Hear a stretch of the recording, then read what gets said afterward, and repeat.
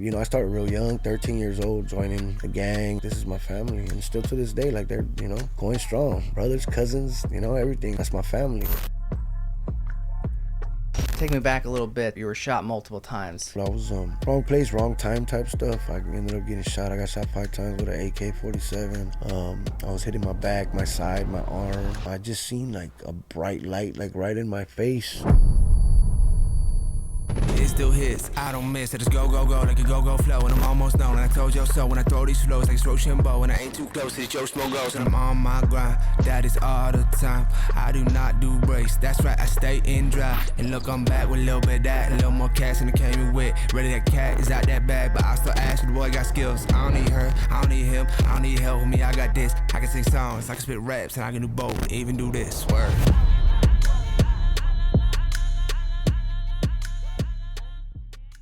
This episode is brought to you by Sweat Tent, the pioneers of the portable wood-burning sauna. Did you know that using the sauna 3 to 4 times per week could reduce your risk of cardiovascular disease by up to 50% and make you 60% less likely to experience Alzheimer's disease? That's why I've been a big fan of the sauna for years. But having to go to a crowded gym to do it isn't ideal. And all the at-home options are bulky and expensive. That's why I only use the Sweat Tent for my sauna needs. It's the most storable and affordable wood-burning sauna on the market. It not only takes minutes to set up, but it can reach 200 degrees Fahrenheit in 30 minutes or less. So whether you're enjoying it yourself in your backyard, with friends, or in need of a reliable sauna on the go, Sweat Tent is your best choice for the most portable, storable, and enjoyable outdoor sauna experience.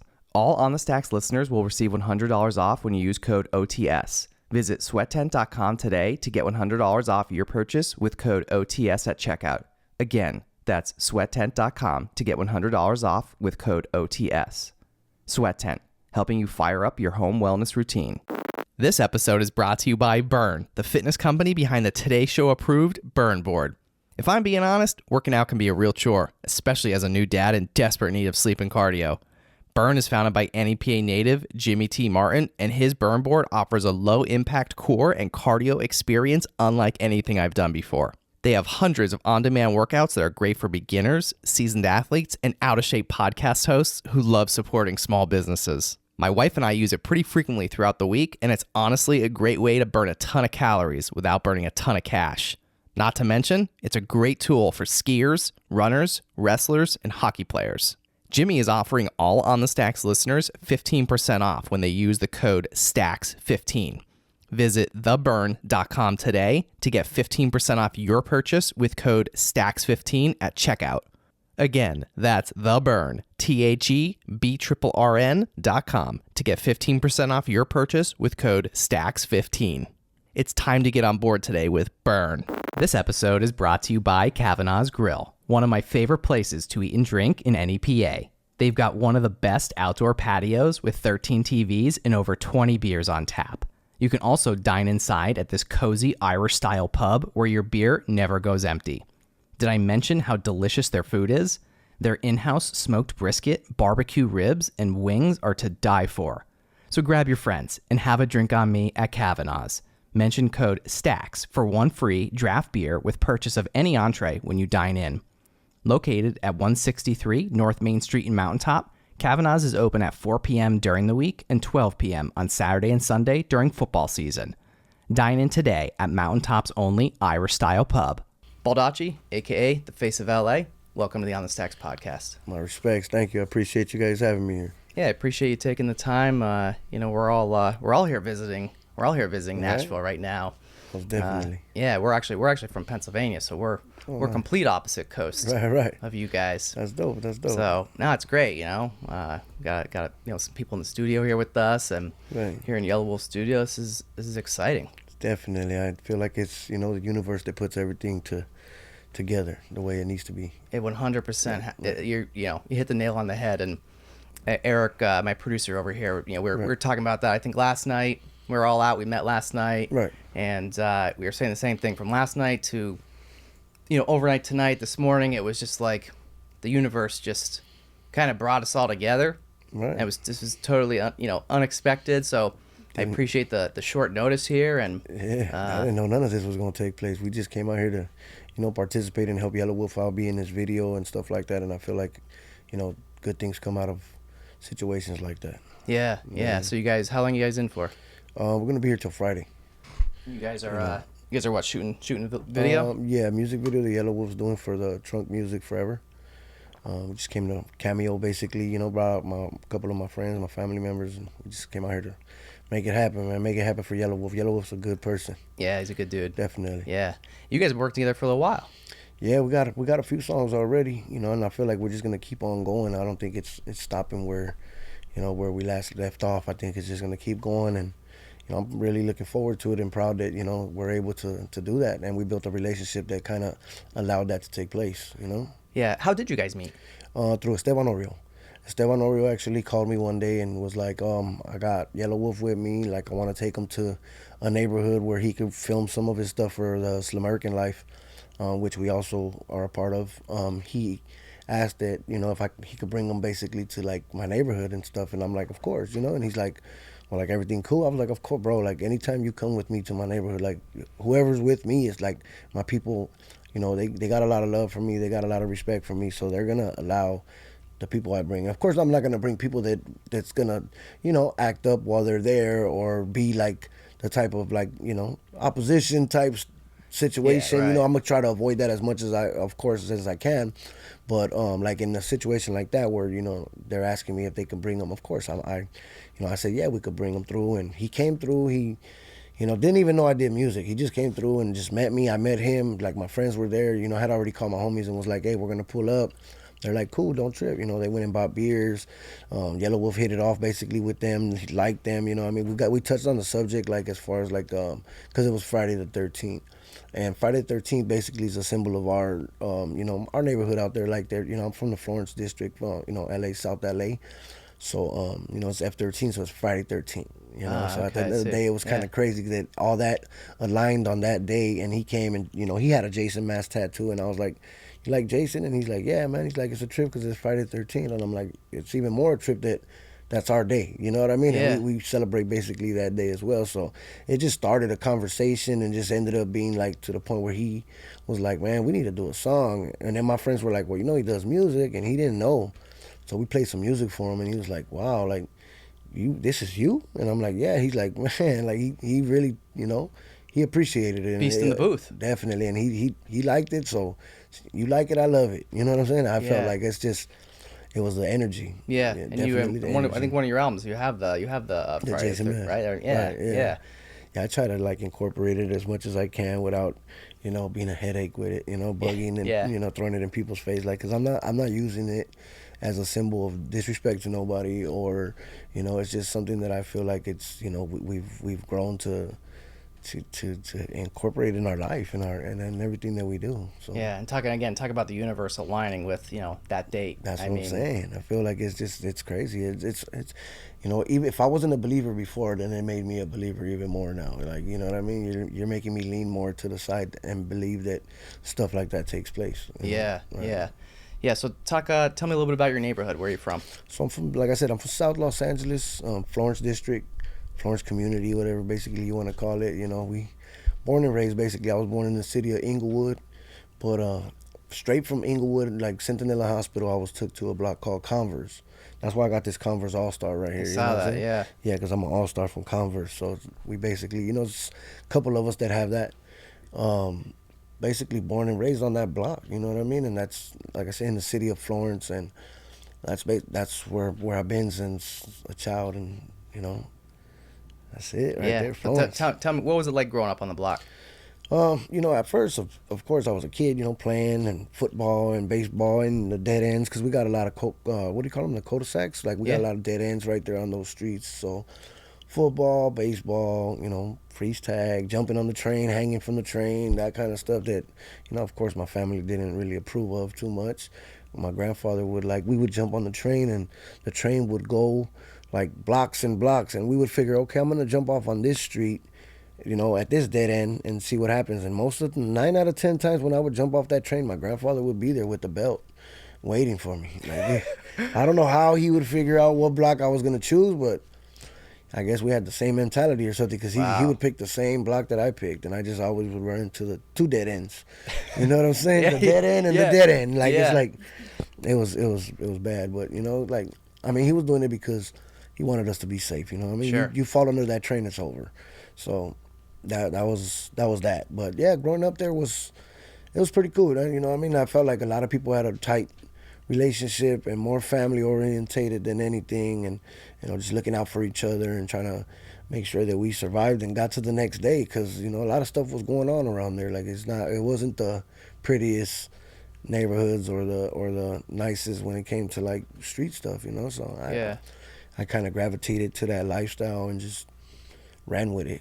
Yeah. I started real young, 13 years old, joining the gang, and you know what I mean, just basically, like I said, it was more of a family thing to me than more of a gang. I looked at it like, this is my family, and still to this day, like, they're going strong, brothers, cousins, everything. Like, that's my family, and we're not we don't wake up and say, hey, we're gonna go do something bad today. Like, people would look at you and assume that, like, basically, oh yeah, like, these are bad people. Like, no, you believe it or not, this is the person that's gonna defend your kids. This is the person that's gonna defend you from getting raped. This is the person that's gonna defend people from getting messed with. Like, that's there's more to us than just what the eye sees and what they want to believe. Yeah. There's a lot more than that. You feel like you get judged a lot? Oh, like every day, all day. Like, that's just part of how it is. I love seeing the faces on the people after I communicate with them. You know what I mean? After they're, they sit there and already have a picture of who I am and what I do, and then we talk, and then it's like, oh, they just melt. And it's like, Yeah. they don't expect that. And I learned to not judge people because of that. You sit there and look at this person like, oh, this person's old, or this person's that. Like, you don't know how much knowledge this person has, or who he knows, or what he is, or what. It's just Or what he's been through. You gotta respect the CEO like you respect the janitor. Hell yeah. You know what I'm saying? Absolutely. Right. Yeah. So take me a little bit back to, you said you were 13 years old. Right. Now take me back to that 13. You're 13 years old. I think you got your first tattoo then?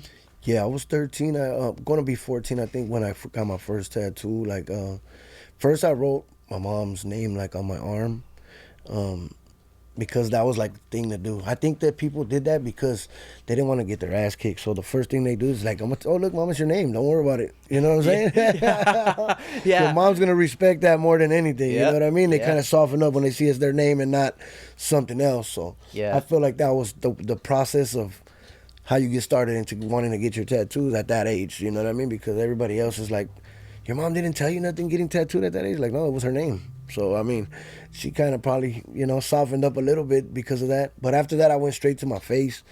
I put a F13 on my chin. That was the second one? That was like my either second or third. It's kind of hard to remember exactly. Yeah. Like, You got a lot. It was You got a lot of a years. few. Yeah. Right, Yeah. And Yeah. now everybody, they're asking me, like, how many tattoos do you have? And I just like to tell them, like, I got one. Because it's all connected. It's not like yeah. I sit there and count all 5,000 of them. You know what I mean? Like, Right. it's just one tattoo that combined. But yeah, I went from like that to like my face, and like I started real young getting them on my face. And a lot of people were like, man, you jump straight to your face rather than starting on your body. Did you? Okay. Did you? Yeah, I went straight. You had the face and everything before, like your sleeves and all that? Yeah, I had like a F13 on my chin when I was real young, 13, 14 years old. That was like one of the first ones. And I felt like I did that because I wanted to show people when I went in, because I know I was going to the system, like the way I was, the route I was taking was going to lead me to being in jail. And I felt like when, you have that on your face, it's like you're proud of where you're coming from. You're proud of where, who your brothers are. So I did that to show that, you know what I mean? Like, That's some commitment. Right. And at that age, it's like, you're not thinking about a job later. You're not thinking about, oh, well, how much trouble is this tattoo going to get me into? Like, really, like I said, you're doing it to prove how proud you are. And, you go to a jail system, and that shows right there your dedication, because people know where you're from. You don't know where they're from, because they don't have it on their face to show you. Yeah. I have it on my face, so it's like, don't ask me where I'm from. You know where I'm from, bro. Like, you know what I mean? If there's going to be problems, let them be. If there's not, then keep walking. But at that time, that was my mentality. It was like, okay, I'm going to go show these people where I'm from, so if they want it, let's go. Like, it's, yeah. And this is what, early 90s? Yeah, definitely early 90s. I want to say like 90... 93, 94, 95. Yeah, like 94, 95, and that, and, I was already getting there. You know, it was pretty cool. Yeah. So like, what were you getting into as a teenager? I mean, the normal stuff, man. The normal breaking into cars and seeing what it felt like to drive, and you know what I mean. I wanted to learn how to drive type shit. You got the street license. Yeah, right? you know what I'm saying. I just had God watching over me. I guess you could say. You know what I'm saying. It's like, okay, which way we going? Take me the right way, and usually he would take me the right way and take me to get pulled over. And you know what I'm saying? Yeah, yeah. So I started like that, and just I went to jail real young. I went to juvenile hall for like 3 stolen vehicles in one day. It was so crazy. 3 like, in one day. Yeah, it was like I always tell everybody, it was like breakfast, lunch, and dinner type shit. Like It was a marathon. Early in the morning, man, I got pulled over, and I wasn't necessarily driving all the times, but you're still in the car, so it's part of your. And like you didn't even have a license at this point, right? You're like, I was 13 years old. Like I didn't even. Yeah. Man, it was bad. So I was running around, and first one I got caught up. They like released me to the custody of my mom. Second one, the same thing. They're like, bro, we haven't even finished our shift yet, and you're already busted for another one. They didn't finish the paperwork, right? Right, yeah. So they let me go again to like my mom because I was basically joyriding. You know what I mean? And it's like at that time it was like a slap on the wrist for like kids like me. And then the third time was nighttime. I ended up getting caught up, and the officer that fucking, excuse my language, that got me towards the end, put me in the back seat. He walked up to the back seat and was like, bro, don't even call your mom this time. We're not even going to call your mom. She can't even pull up, and she can't even save you. Yeah. Like, you're going to go to jail this time. And I'm just like, all right, man. So I went to jail, went to juvenile hall, kind of got like a taste of it. I went with one of my homies that was with me. And my homie that was with me was like, when you get there, don't basically like, go looking for the shit, but you're going to run into people that we don't get along with, you know what I mean? He was a little bit older, so he had already been through the juvenile system already. So he kind of was giving you a little rundown, rundown of what to expect. like, yeah, and he, of course, you always want to make a homie, not break a homie. Your thing is, okay, like you want your homie to look good because that's a reflection on you. You know 100%. What I mean? It's like, yeah, your homie's over there doing his thing, bro. Like, he's a good dude. That looks good on you. Right. But if they tell you, oh, your homie's over there being a punk and, getting his stuff took and this and that, that's also a reflection on you. Right. Bad luck for you. So my boy was kind of trying to, like, get me ready for that. So he's just like, look, bro, when you get in there, some people aren't going to hit you up. Some people are. But when you run into, like, somebody that you don't get along with, just take flight, bro. Do your thing. So I took that advice, which, I mean, it was good advice, but then there was better advice. You know what I'm saying? Like, because there was ways of going about it to where you hit the juvenile hall system instead of, like, if it was me and you tell me something that, disrespectful or being from a gang that I didn't get along with, he told me basically do what I got to do right then and there, when there's easier ways to, like, not get caught. Because every time you get caught up for a fight, it's like a write-up, so that gets filed. Oh, that's your paperwork that starts, it starts building, stacking. So instead of doing that, you got a room that you sleep in that you guys can both sneak in and fight and then come out of there and not worry about an extra piece of paper in your file. You know what I mean? Yeah. So I had to learn that, of course. I went to juvenile hall and I started seeing that it's not always good to sit there and fight in the day room or the shower or wherever else you're fighting. Like, like I said, you got a room to go close the door behind you, fight. Private fight club. That's it. Not put the mattress up against the wall, get it out your system till one of you guys fall down or both of you guys fall down. Who knows what happens? There's been some that I've won. There's been some that I've lost. It's just like, after it's done, it's done. You know what I mean? How did you know when it was done? Like what? Most of the time, like I said, it's like when somebody falls, you know what I mean? They don't usually want to keep falling down. So after they get up, they're just like, I'm good. I'm straight. Like, all right, cool. You got to respect that. That at least they had the balls and shit to come into the cell and fight you. So I had a good percentage of wins, but of course, like I said, there's sometimes that it could be anything. You could slip over something or trip, and you got like your little desk or whatever, so you're just bumping into everything, and it's kind of a small, like a setting for you to be trying to fight. Yeah. It's crazy though, because in some places, like even I'm trying to remember how, because it was so long ago, so many years, but some places you go to, like the restroom, you like, because there's a wall. And the staff are on the other side of the wall. I think that was camp. It was juvenile camp. It's like a wall.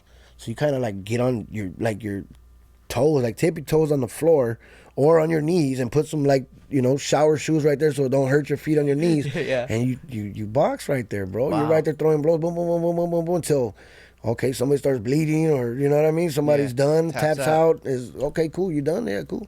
Get up, wash your face, wash your hands, go back. To your bunk. Yeah, to go back to your business. Right, that's it. And Yeah. after that, I felt like some of the people, like I would even communicate with some of the people after. I felt like, okay, we got it out our system. You know what I mean? Yeah. Then there was some that it was You had like, a okay, respect we're for gonna each fight other. again. No, okay, we're gonna fight again. Okay, and it will keep going. I fought people like 3-4 times because they weren't satisfied or I wasn't satisfied, and but there's some that we fought one time, and after that it was the mutual respect to where it's like, all right, what's up? Like, I mean, we weren't sitting there being buddies. Yeah, you but, weren't homies after that. right? But, You know what I mean? you It was just- like you still respected that Neutral. dude for that's Yeah. it. You know what I mean? Yeah. So that's how that started, and it just continued. You know what I mean? As a kid, like I said, trying to prove a point. It's so crazy when you're trying to prove something to somebody. It's like you have to do that extra. Go that extra mile, and I did that as a kid. Like I felt like I wanted to show my homies like how proud I was of where I was from and who. In the neighborhood. Right. And Yeah. yeah, it was definitely a. Tell me journey. about your parents growing up. All right, so I had my mom and my dad alive for a lot of years to come in my, growing up. My mom, she worked 2 jobs, try to help us out as much as she can. She's probably like the only one that wasn't part of like the gang activity. She was around gang members because my dad was a gang member, my uncles, my older brother, sister, like all of us basically, at that time. But she wasn't involved in a gang, like she wasn't part of a gang, and she always tried to guide us in the right direction and get us to go the right path. But having kids, I'm pretty sure it's not as easy as it might sound or look. Like there's especially the ones that rebel, like my older sister, my older brother, like they were like already a part of it, so I kind of followed that You were like born into path. this. I feel like I was. I still had to get jumped in and stuff like that. Which I probably didn't even have to, but I did anyways because that's the right procedure to be part of something. It's Yeah. not like, oh, I'm just gonna walk off of somebody's shadow and feel like, okay, my dad's from here, my dad's respected, or my dad's this person, like let me just walk in. Like, no, you got to get your own Yeah. your own Yes. umbrella. Yes. Tell me a little bit more about your dad. Right. So my dad, his name is Big Sailor. He was from Florence, growing up, and he's a good guy. He was gone a lot of my life. He was in prison, did a lot of time. So a lot of my communication with him was either through phone calls on jail phones, or the couple times that he did get released that I was out and young, and like he came home. I want to say the first time that he came home that I got to like actually see that he was gone for a while, I was about maybe 8 or 9, somewhere around there, and we went to go pick him up. And it was funny because like my mom didn't have us around like dudes or nothing like that, so the only like other people that we saw in our home was like my grandfather and my uncle. My uncle's name is Billy, so I'm like on the way home, I'm like looking at stuff out the window, and I'm telling my dad, like, I'm like, hey, Uncle Billy, look at this. And he's like, I'm not your Uncle Billy, bro. Like, I'm your son. I'm your dad, basically. You're my son. So I'm sitting there calling him Uncle Billy, Uncle Billy, Uncle Billy. He's getting upset. I could tell he was getting upset, So he's like, I'm your father. Like, I'm not your uncle. And I'm like, well, I mean, this is what I got used to saying for all these years. I'm sorry. Like, so. But we gained we grew like a nice relationship, and he took care of me in the sense of if there was any kind of problems or anybody that's messing with you, like he'd be there. That's for sure. He was one to like put the smash down. Yeah. Like he's a big boy, and he had a heart of a lion, man. Like there was nothing that he really feared in that sense. And of course I idolized that. I wanted to be like that. I wanted to follow in his footsteps, but I felt like if I did, I wanted to do it in my own way, not like I said, being under his umbrella. Like basically I wanted my own umbrella to kind of be able to move around and maneuver, and and I basically did. I mean, I fought for myself, because it got to a point where when me and somebody were about to fight, they're like, or we were about to fight, they're like, oh no, I'm not gonna fight you, your dad is Sailor. And I'm like, don't even worry about that. Like, this is me and you, bro. Like, you know what I mean? I'm not going to go run and call my dad. I'm not going to go, you know what I'm saying? And I feel like they got like that because a lot of the times my dad would want to know, like, oh, who's messing, who are you fighting with? Let's go talk to them. And, I didn't want to do that no more. I basically was like, nah, like that was maybe when we were little. After that, it was like, I got this myself. I'll take care of this myself. And I feel like it, it basically helped in the long run. Yeah. Yeah. And then my pops finally passed away when I came home from the federal system. He passed away in 2013, I believe. Too much drinking, and his thing was the alcohol. Like, he drank a lot of alcohol, and basically he had alcohol in his brain. You know what I mean? So that's how much he drank. Like, Wow. yeah, but he was a good person, a good soul, and had the best intention for us. Of course, he didn't sit there and try to encourage us to be part of a gang or join this or do that, or you better, that just wasn't him. His whole thing was wanting us to do good. He couldn't help the fact that we chose to like follow in footsteps or want to be like him and stuff like that. He couldn't help that. He was gone most of the time. Yeah. Right. So as a kid, like, growing up through high school, I mean, at what point did you get put away for a long time? Well, I think when I turned, let me see, I made it to like the first year of high school, basically, like first, and then I ended up getting snatched up. I went to juvenile hall. I went back for like carjack, kidnap, strong arm robbery type shit, where they were trying to try me as an adult. Excuse me. And I was young, you know what I mean? I was 14 years old, basically. So it was like, they had me in there. It's like, you go in there in an orange suit, everybody knows you're either in there for like a murder or a carjack or a kidnap or those kind of situations. And that's what I did. I had an orange jumpsuit. It was so funny because we would go to like court, and all the dudes that were not in orange jumpsuits wanted to be in orange jumpsuits so bad, and us that were in them, we were trying to get out of them. Yeah, right. You know what I'm saying? I'm trying to wear what you're wearing because I know you're going home in 3 months, And I'm not. And and they would sit there and they glorified the fact that we were in orange jumpsuits, and they're like, they wanted to look tough for the girls when you go to church or when you go to like medical or whatever. They wanted to look tough for that, and it's like, bro, you could have this. Like, we'll go to court and we'll swap, but when we would get back, they're like, oh, come here, this man, put your orange jumpsuit back on. We know you're not in regular clothes. Like, I tried though every time, and every little chance I get, I was trying to get out of that jumpsuit. Yeah. But I ended up taking like a deal at that time when I was young, because honestly, it was a situation that I really didn't even do. You know what I'm saying? It was just bad placing, bad timing, you know what I mean? And they try to stretch me out. They were trying to give me 21 years for that. 21 years? Yeah, and I was 14 years old. So as a 14-year-old? Right. They were trying to try me as an adult. And but I had family members that basically knew where I was that day, that they were accusing me of whatever. They try to say I fucking stole a car, and I fucking had people in the car, and I was driving around with them and robbed them. And it was a big old thing, And I feel like it was people that didn't like me, so they went with the story and tried to really just get me put away.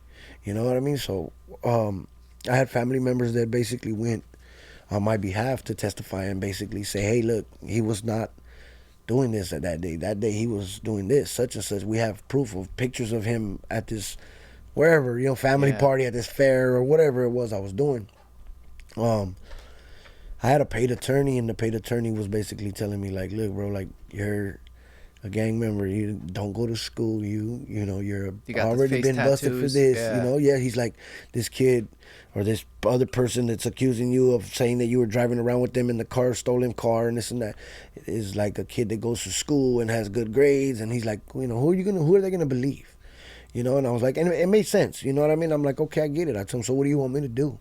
Because we're paying you, my family's paying you to fight for me, so he's basically like, look, man, at least if I could get you a good deal to where you just go do a year instead of 21 years. Yeah, that's a lot. Like, let's think about that. So, he threw at me. He's like, oh, look, I could get you just for the robbery. I could get you a strong arm robbery case and you go do a year, man, juvenile camp. And I'm like, man, let's run it.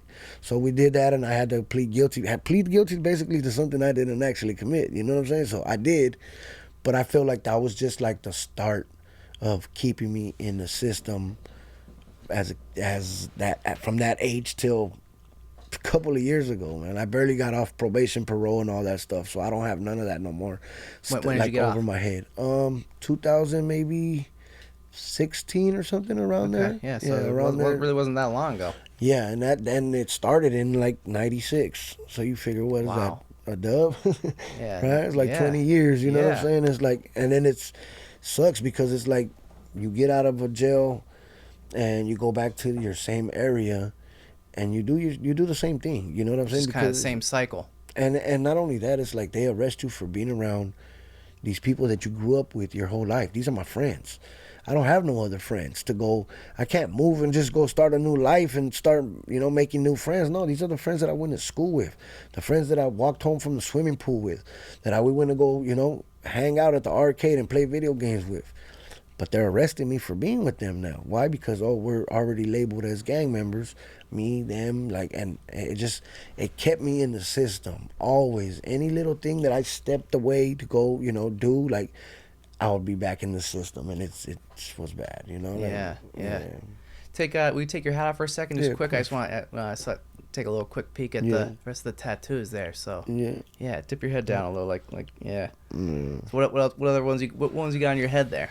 I got a Florence on the top of my head, and then it's a Green Bay Packer G. But it's fan? No, I'm from the gangsters, so that was for my clique. Yeah. Got a lot, man. I got a lot of tattoos. I've been getting them since I was a kid. I'm telling you, just ain't been able to stop. Yeah, and just how far did they go? Pretty much I got them everywhere. I'm missing a little bit on my legs and stuff that I haven't really done, but I do have some on my legs too, Yeah. So after when you were in jail, right? Is that when you started writing music? No, because I think I came home in between. What I used to do is I used to rap at parties in my neighborhood when I was. So you were always kind of into music. Right, I just liked it. I think I felt like I just was attracted to it at a young age, and would do it at parties where, everybody, all my homies and my homegirls are right there dancing to it, and we would use the bounce rock skate beat. There's a little part of that beat that goes for a long time without saying anything, and we would use that little part to freestyle or basically rap. Me and some of my close homies that I grew up with would rap, you know what I mean? We just liked it, and seeing people dance to it and actually, move to it kind of made us think damn, maybe there's something there. You never know, and just kept on and doing that, and I feel it just kind of grew, more and more. And every time that I would be in the system, I would sit there and write and, pick up that pen and just use that to bleed, you know what I mean? Just on paper. And it definitely was worth doing all of that, because at the end of the day, now it's, coming together. I still have years and years of music in these notebooks. I have a duffel bag full of notebooks that has maybe 1,000 or 2,000 songs, you know what I mean, or verses or hooks. Yeah, it's crazy. Years and years of music that I just stacked in this bag, and I haven't even used it. I came home, and once I learned how to use these smartphones and stuff like that, and use the notes to write music, I didn't even touch that bag. That bag was just all right, I'll use that later. It's but it's there, you know what I mean? So it's if I wanted to take that and go inside of a studio and lock myself in a studio to record, I can take care of you guys for fucking years with this music, just with what I got there. Yeah. Yeah, so it's a trip, man. But I started young rapping, and then it just kept going. Every little chance that I had in the system, I would write. But I didn't start taking everything serious till I want to say 2000. Let me see. I was home. I was 23 years old, basically. I'm 41 now, so it's been a little minute. When I started taking it serious is when I seen that there was really a movement behind it. I felt like I was putting out little CDs that we would record with 6 songs on it. My homies were taking them and dubbing them, and then it was they were everywhere. I'm I only made 5 or 6 of these. How did every car that I see passing by bumping this now? And it just kept going and going and going, and then now it's okay, now it's a different level and different type of respect and view that I have for music, Yeah, right. Yeah. So tell me a little bit about your relationship with Estevan. Man, Estevan Oriol is dope. He's like a big brother to me, man. It was crazy how when I came home from one of my prison stays that I had a lot of photographers trying to reach out to me and asking me if they could take some pictures of me, and I was all right, because some of my homies were bro, that's how you do it. That's how you get yourself out there. Let them take the pictures of you. You know what I mean? It's not it's just. So I'm all right, cool. I started letting them, take pictures of me, and it went from, these people taking the pictures to them telling me hey, it's real soon, like, the big dog's gonna come take pictures of you. So we're trying to get it out the way. And I'm like, the big dog, we talking about? But that's what they were talking about. So you And didn't really know? Yeah, I didn't really Yeah. know too much. You know what I mean? And he told me, oh, this is this person. Check it out. So I started looking at his page and looking at his stuff. I'm like, oh shit, he got it Real popping. deal. He's doing his thing. Yeah. So it was funny how they already predicted it, and basically he messaged me and was like, hey, I need to take some pictures of you. Like, can we do it? And I'm like, yeah, of course. I was on an ankle bracelet at the time, so he pulled up at my house and took pictures of me at my house. So that even more, like, made people ask and wonder, like, well, how did you get Estevan to your house? Like, Yeah. because I'm sure they probably, had tried to ask him, or other people try to message him and don't get a response, or like, it's like, okay, cool. Like, I mean, he works with who he wants to work with. That's his prerogative, So he reached out and we made it happen, and we just been going ever since. It ain't stopped. We did, LA Originals on Netflix with him. We did CNN with Anthony Bourdain. It's just so much. He's helped us with, the Nike documentary, with Mr. Cartoon, and just it's just been nonstop. Yeah. Right. I mean, I've known and I've seen you in some of this stuff online, like, Yeah. when it came out. So it's like, it's kind of, it's Right. great to be able to sit down with you now and Yeah, man, I really, appreciate really, that. see that and talk about, in person about Right. like your journey. Cause I've, just from afar, Yeah. I've known who you were. All right, that's And, what's up, man. I appreciate that. Yeah. Yeah, it's definitely been a blessing having, Esteban in our life, and he's helped us get to, of course, new doors opening, next levels, and I feel like, he's a big asset with us in our progress and everything that we're doing and stuff. Yeah. Right. Yeah. So, take me back a little bit. You were shot multiple times. On the Stacks will be back in a flash after a word from our sponsor. This episode is brought to you by Elevation Wellness, NEPA's premier wellness center located on Mundy Street in Wilkes-Barre. From pro athletes to busy parents, Elevation Wellness is leading the conversation when it comes to bettering your health through integrative medicine. Founded by NEPA native Louis Helmecke, Elevation Wellness offers physician-formulated and guided treatments that are administered by registered nurses. To learn more about how you can experience the benefits of IV vitamin therapy, multivitamin booster shots, non-invasive aesthetics, or peptide, NAD, red light, and compression therapy, visit elevation-wellness.com or follow them on Instagram at Elevation Wellness NEPA. All On the Stacks listeners will receive 10% off their first purchase with code STACKS at checkout. Call 570-762-9400 or visit elevation-wellness.com to book your appointment today. Elevation Wellness, taking your health to new heights. Welcome to the future. While you're hearing this ad in the present, the Center for Technology Innovation at Lackawanna College is preparing students for the jobs of tomorrow in the world of advanced technology. The Center for Technology Innovation will offer undergraduate degree programs, corporate training, as well as short-term stackable certificates in areas such as robotics, cybersecurity, electric vehicles, virtual reality, and artificial intelligence. Based at a 90,000 square foot facility in downtown Scranton, Pennsylvania, the Center for Technology Innovation is located 2 hours from the major cities of New York, New Jersey, and Philadelphia, and is just 15 minutes from a commercial airport in a region thriving with tourist attractions and a vibrant restaurant, educational, and cultural scene. Lackawanna College is a proven industry-leading innovator. But don't just take my word for it.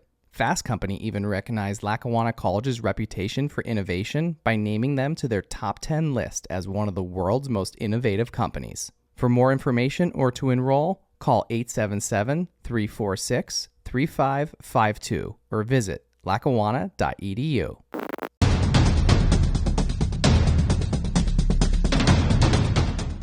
My greatest honor is receiving the trust of a family who has lost a loved one through the fault of another, or receiving a call from someone who's been seriously injured and asking me to go to battle on their behalf and to receive the monetary justice they deserve.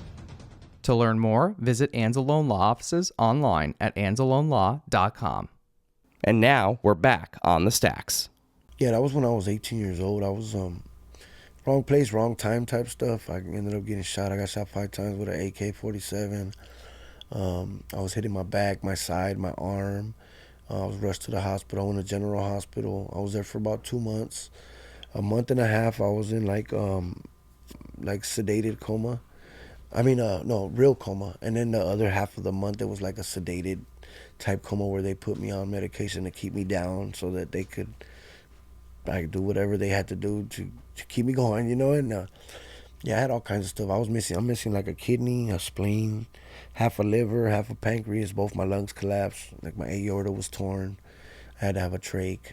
It was crazy. I had an air bubble go to my brain one time because one of the nurses was trying to take like all the plugs off my chest and tube chest and all that stuff, try to get me to walk. And I'm like, I couldn't talk because of course I had tubes here, tubes there, and couldn't really explain to her that it wasn't the right time to try to walk me, and she just took it for whatever it was worth and felt like I needed to walk. She sat me up and I got like an air bubble that went to my brain and it just like put me down and knocked me out. And the doctor had to run in and do whatever it was with his stuff and under my nose and just trying to wake me up. And finally he got me up, but I just seen like a bright light like right in my face, like just like I felt like it was just when people say you see the light, So he brought me back and was like, hey man, like you died on me, man. So I'm like tripping out. And he asked me to move like one side of my body and I was able to, and then he asked me to move the other side of my body and I wasn't able to. It was like just paralyzed. So that air bubble that went to my brain paralyzed half of my body. So they had to rush me to Long Beach Memorial Hospital. They put me in a diver's tank. It's like a hyperbaric oxygen chamber that they put you in, and they put like a movie on top, and you fall asleep like within the first 10 minutes, you know what I mean, that you're in there. At first I thought it was like, okay, they gas you basically so you can fall asleep, but I feel like it's just you're really, really comfortable in that chamber, and then you get the good air, because they say down here you breathe, I believe it's like 21% air or something like that, and in there you breathe 100%. Oh wow! So you're getting that good stuff. Like it just rejuvenates all your cells and just everything. It's a lot. It's helpful for a lot of things. I've seen football players have it. Michael Jackson had it before he died. Like just so many different, people use it. That like the rich people even have them in their house. So that I guess it heals the other stuff. Because later on in life, I also had to use it again for other purposes. And so at that time, they pulled me out of that hyperbaric chamber and asked me to move like a certain side of my body, and I was able to. And then when they asked me to move the other side, I still wasn't able to. So they put me back into the diver's tank and ran it. I don't know if they ran it higher or just ran it again, but this time that they brought me out, I was able to move both sides of my body. It was crazy. So they basically made that air bubble that was in my brain like decompose or erupt or whatever you want to call it, so, and it just kind of released whatever hold it had on on my certain side of my brain. Yeah, That was crazy, bro. So you probably don't remember much from that day, right? That you got shot. I actually don't. It's so crazy that later on I had to like learn everything again. Like I had basically had to learn how to walk, basically talk, like everything I had to learn again, because it was like starting over. It was. And what happened that day? Like was it a drive by? Was it? No, me and my brother had got into like a fight, like a fist fight, on our block, and he left. My mom kind of was like, oh, you know what, you need to make up and you guys need to be cool, like stop doing this. So we went after him, we caught up to him, and I'm like, what's up, bro? And he's like, don't follow me, like I'm gonna go. I guess he was going with some chicks, and I was like, I don't care, bro, I'm gonna follow you, like I want to make sure you're good, because I know he was upset. So we told him we were following him. We stopped, we ate, and right after we ate, he was like, I'm just going right here up the block, fool, just go ahead, like we're good, So I was like, nah. I still went, and we pulled up, and it just, man, they came out of nowhere. They, somebody, I guess, that just happened to go by and see us out there and just came, And like I said, at that moment, I didn't remember none of that. That later on came back to my mind later, that it was like, okay, you this is what happened. You guys fought. Like I just remember bits and pieces of it. Were you by yourself the moment it happened? No, I was with two of my homies in the car, and it was crazy because me and my homie that was in the back seat were arguing for the front seat. And I'm like, nah, man, just go in the back. I'm going to go in the front. And if I didn't, he probably would have been there. He probably would have, who knows what would have happened. Wow. Because I guess it was meant for me to be sitting in the front seat that day, and I was the only one that got hit. The car had like 36 holes or something like that. Wow, you're the only one. Oops, yeah, the only one. Wow. Yeah, it's crazy. Jeez. So, long recovery from that. Believe it or not, nope. I was out of there quick. Really? Well, I mean, as far as hospital wise, yeah, I was there for 2 months. But then after that? After that, the doctor told me I was never gonna walk again. And like the first month of being home, man, I was already running. You know, I had. They wanted to send me to outpatient therapy, and I didn't do it. It was funny because I was in a wheelchair when I came home, and I was actually believing what the doctor said about me not being able to walk again. That was like the doctor told you that. Why ain't you gonna believe the doctor?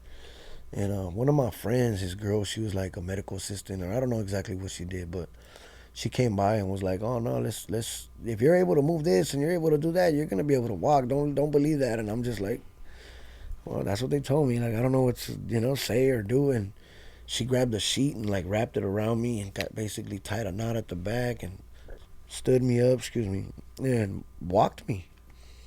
Take a step. Take a little step. I would get tired though. That was the only thing. It's like after those 3 little steps, my body was like, I just walked a block or 2, So I'm like, man. So she's like, no, Trip, just take it day by day. So she did that for like a couple of days. And then it went from that to me being on a walker. Now I'm walking to the restroom to go take a piss, like taking little baby steps. And I'm like, okay, I'm going to be able to walk, So then it'll be like from that, not using the restroom for a couple of days, to me going to the front to try to sneak a cigarette in, you know what I mean? And like on that walker. And man, after that, it was like I was in motion again, man. I was up and running. And it was like, wow, like you guys told me I wasn't going to be able to walk again. Now you see me back, charging at them. Did you go back to the streets right after that? Oh, yeah. I mean, I never left the streets. Like, it was just like, I'm still here. Even in the walker, even in the wheelchair, even in my deathbed, I was still there. Like, I'm not giving that up, Like, and it's funny because the doctor was like, you owe me 2 things, man. You owe me your diploma and you don't gangbang no more, That was his way for me thanking him, I mean, I got my diploma later on. I got my GED. But I couldn't promise him the other side of what he wanted, I feel like the blood transfusions and the blood that they put in me just probably was somebody worse than me. Because it was like after that, I'm saying, I'm up and running. But then it's like I went to jail real quick. I didn't have time to do the things that I wanted to do out there. I ended up going to jail real fast.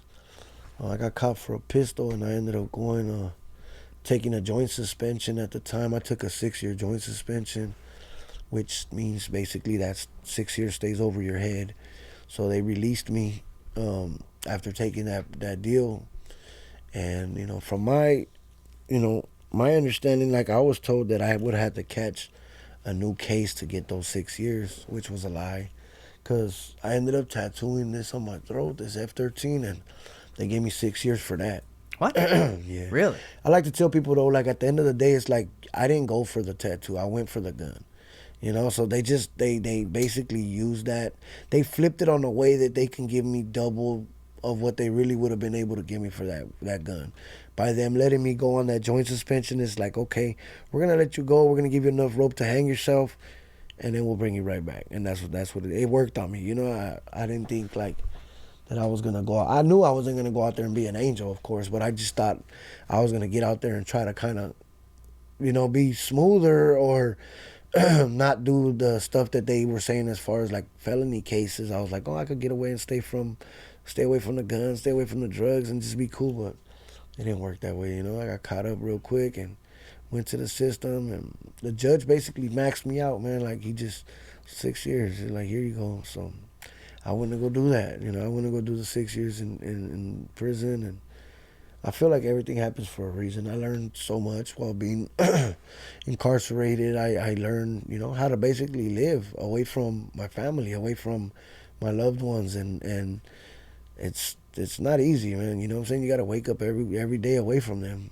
and I learned how to do that, but I also learned how much I wanted to be back at home with my family. You know what I'm saying? It makes you miss them. It makes you, because some people get visits, some people don't. There's some people that, you know, they're getting a visit every week, both days, Saturday and Sunday. They got family members visiting them. Then you got the people that are just there. They don't have nobody, you know, to come visit them, or maybe their mom doesn't have a car, and you know, their mom can't get out there. So I would like, you know, have my mom team up with people, like, cause like I said, I felt bad seeing people that couldn't get visits, and I'd just tell my mom or my sister or my chick at the time, whoever it was that was coming to visit me, like, hey, link up with this dude's sister or this dude's girl, bring her with you to the visit. You know what I mean? So I would try to make it happen and make them get a visit somehow, so it could change, maybe change their day. You know what I mean? Change their month, or make them feel a little bit better. You know? So that was one thing that I basically used to like to do while I was there too. You know. So at what point did the music become more of a serious career for you?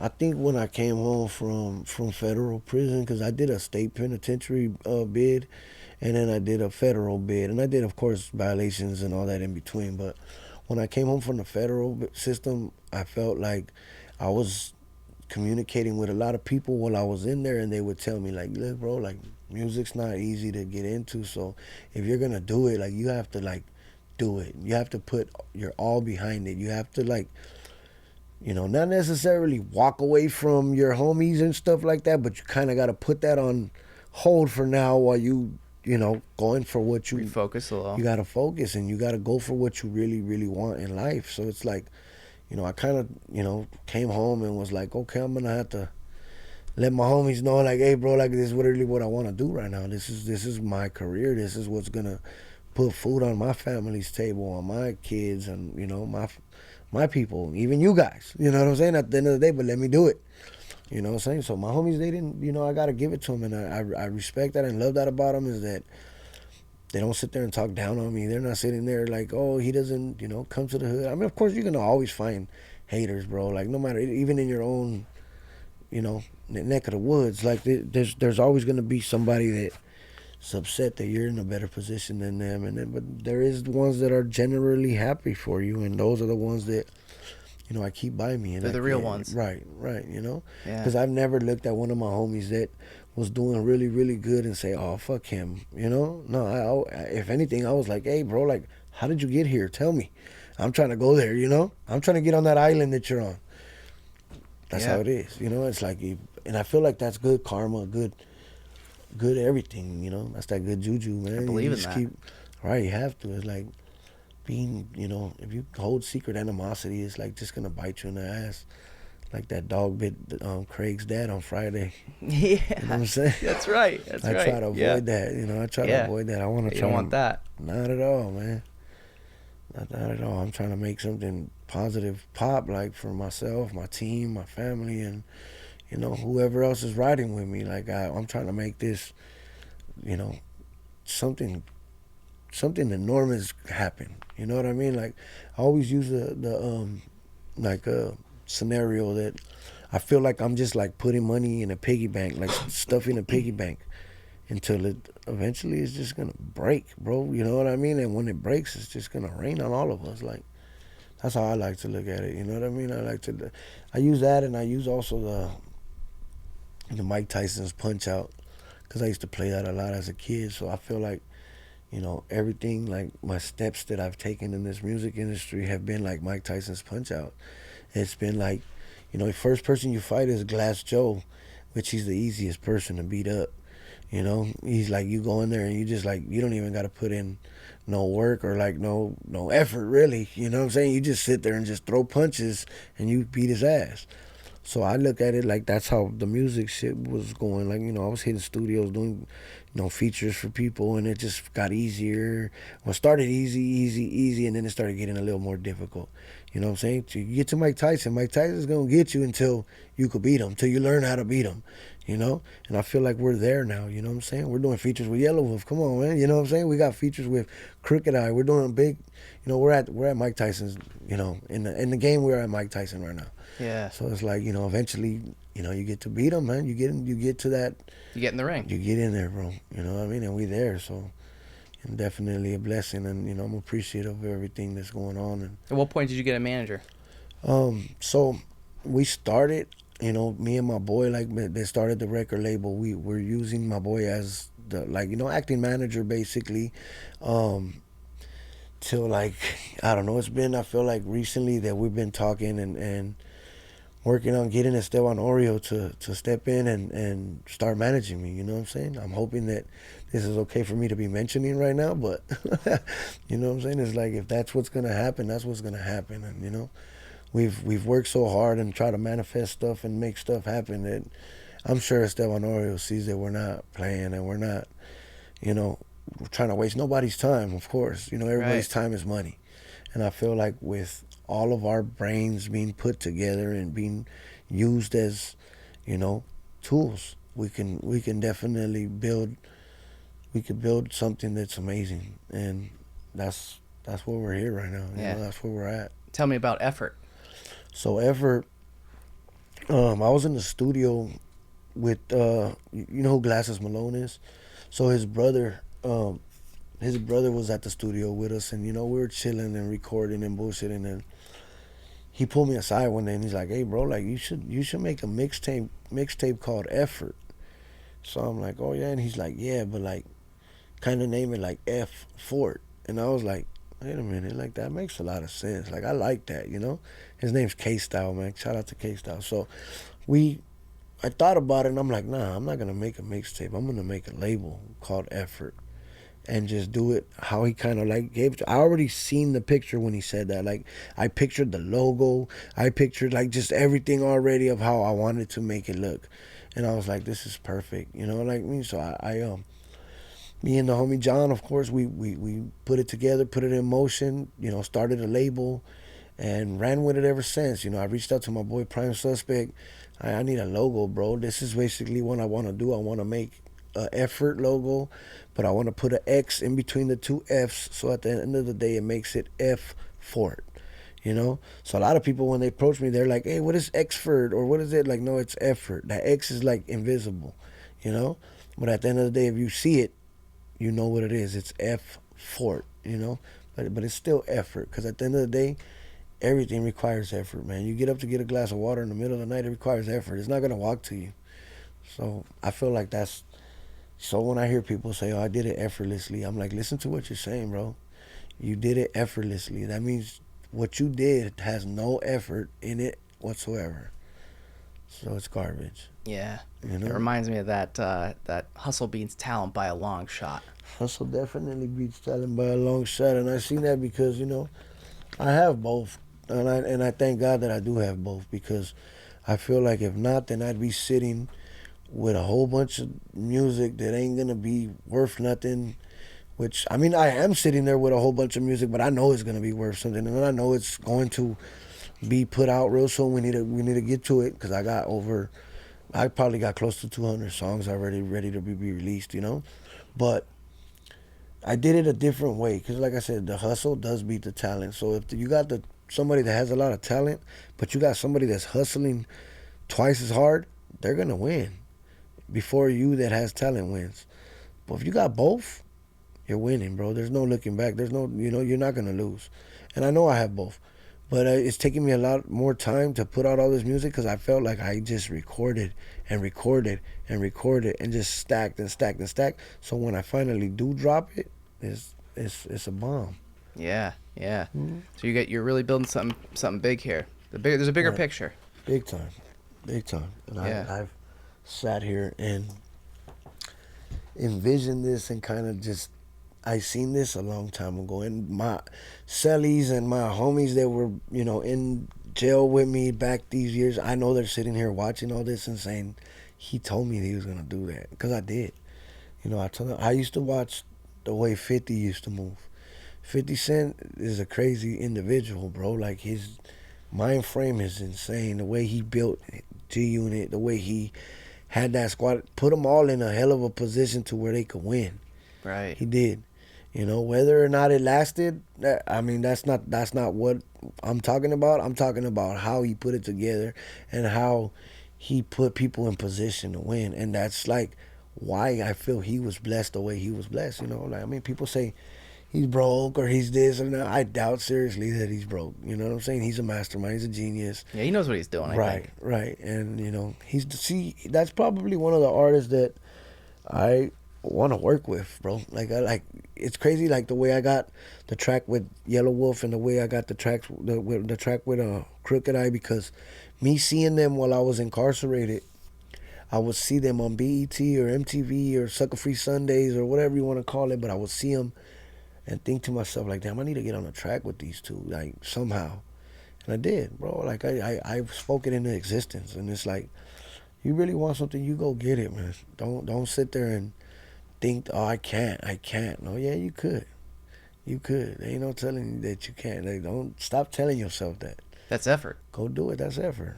For sure, that's effort, you know? And I feel like that's why my label was named that. You know what I mean? It's like everything requires that shit, man. Like, I don't care what you do, like, you know, to call your mama and tell your mama you love her, that's effort, you know? Whatever it is. Put your shoes on. Ready to go. Ready to go. Put Yeah. your shoes on. That's What else? effort. What else you work on? You got the hemp. Oh yeah, we got some hemp wraps. Billionaire hemp wraps is private reserve. We have Baldacci Black. We have Baldacci Gold. So basically, the black is cognac, and the gold is some type of fruit punch, right? It's some type of fruit punch. They're smooth, bro. They're smooth, and it's like I told the company myself, like I want something that I want to be able to smoke and enjoy, not something that I'm just posting because you're paying me or because, you know, you're providing me free wraps, or, you know, I don't want something that, you know, oh, sorry about that, bro. Yeah. Basically, I don't want something that you're just gonna, I'm just gonna post, right? You know, just to post. Right. I want something that I enjoy, you know? I feel like, you know, they put my face on these wraps. Oh, look at that. Yeah, they got my face on the wraps. This is the Baldacci Gold. So basically, this is the one that I'm telling you, this like a fruit punch, you know. They're hemp, they're tobacco free.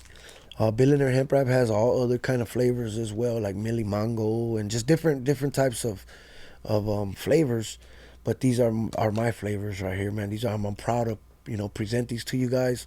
I feel like they've definitely, you know, brought a new, you know, movement into my life and everything that we're doing, and I feel like they're doing really good, and a lot of people are enjoying them, man. A lot of people are like, hey, where can I get your wraps? I mean, I've been hearing a lot about them, and you know, and then the people that have tried them, they're like, bro, they're smooth. Like, man, we were used to smoking this, but now we want to smoke this. Like, it got to a point, honestly, for a minute, like I'd be smoking a cigarette on my Instagram live, and people are hitting me up and they're like, hey, what kind of cigarette is that? I want one. And I'm like, bro, it's like a Marlboro Red. You could get them at the gas station.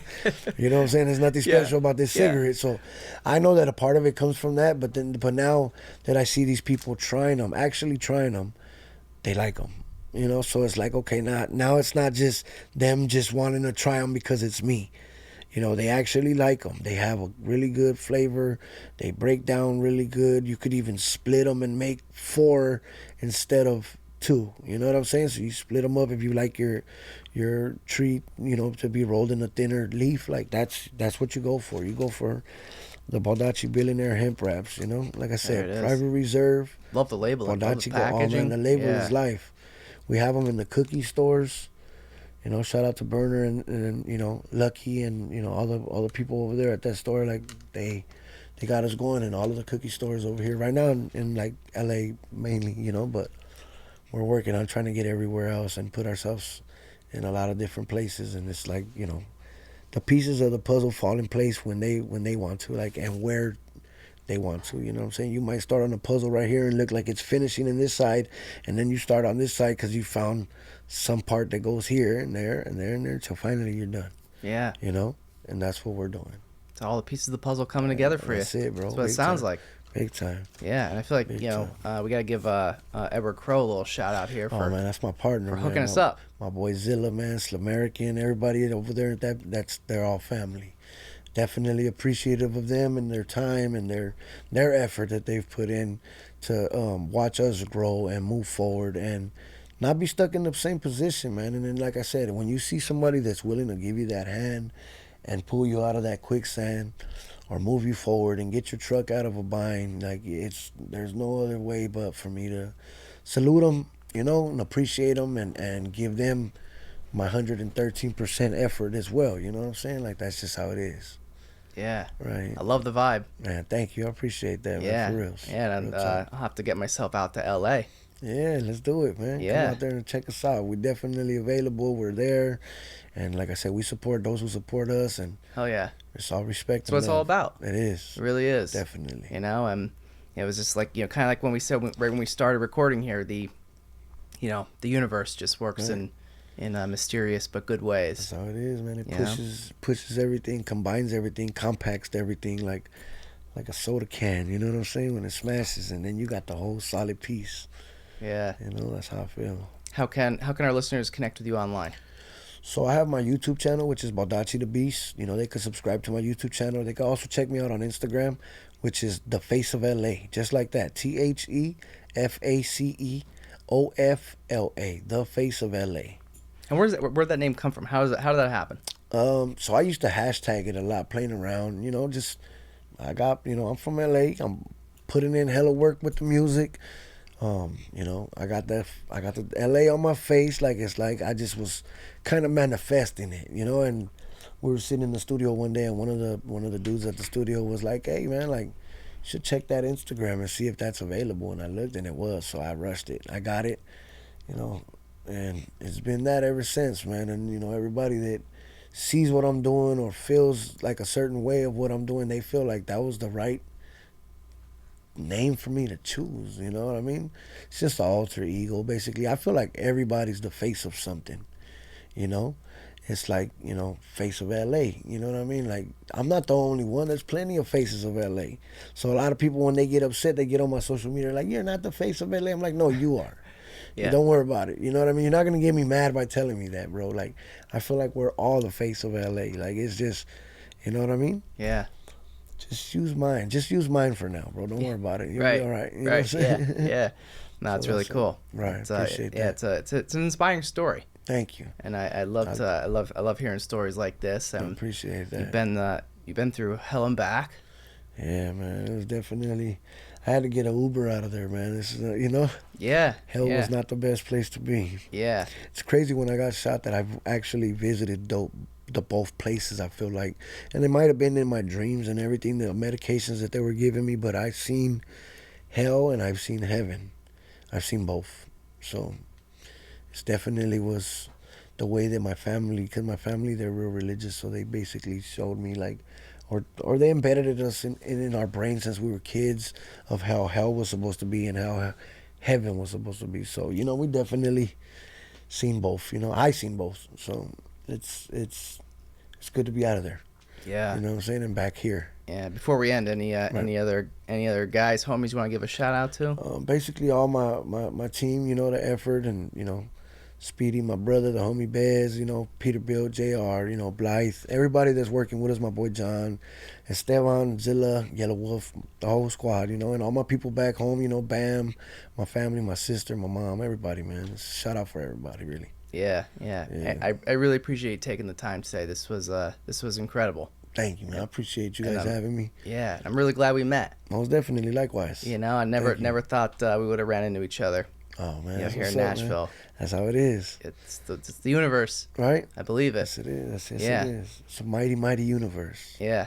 Well, I'm looking forward to watching you grow.